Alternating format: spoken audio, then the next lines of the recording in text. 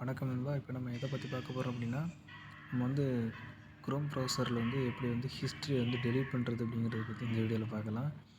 So நிறைய பேருக்கு தெரியலாம், சில பேருக்கு தெரியாமல் இருக்கலாம். ஸோ நான் எப்படிங்கிறத உங்களுக்கு வந்து நான் ஷோ பண்ணுறேன். ஸோ முதல்ல வந்து உங்கள் குரோம் ப்ரௌசர் வந்து ஓப்பன் பண்ணிக்கோங்க.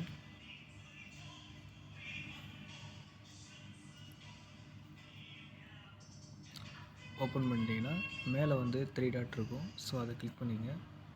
கிளிக் பண்ணதுக்கப்புறம் இங்கே வந்து ஹிஸ்ட்ரின்னு இருக்கும். ஹிஸ்ட்ரின்னு கிளிக் பண்ணுங்கள். கிளிக் பண்ணிங்கன்னா இங்கே வந்து டெலிட் ப்ரௌசிங் டேட்டான்னு இருக்குது பார்த்தீங்களா. ஸோ இந்த இடத்த வந்து கிளிக் பண்ணுங்கள். கிளிக் பண்ணிங்கன்னா இந்த இடத்துல மேலே வந்து ஆல் டைம் எல்லாமே இருக்கும்.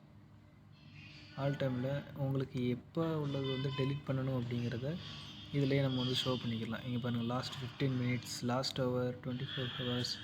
ஸோ இது வந்து முன்னாடி உள்ள ஒரு 24 ஹவர்ஸு, இல்லைனா இப்போது ஒரு வாரத்துக்கு முன்னாடி உள்ளதை டெலிட் பண்ணலாம்.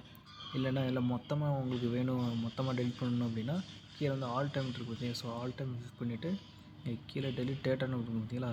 ஸோ அது கேட்கும். ஸோ இப்போ இதில் வந்து டெலிட்னு கொடுத்துட்டிங்கன்னா கொஞ்சம் நேரத்தில் டெலிட் ஆயிரும். அவ்வளோதான் ஃப்ரெண்ட்ஸ். இதில் வந்து சர்ச்சிங் ஹிஸ்ட்ரி எல்லாமே டெலிட் ஆயிரும்.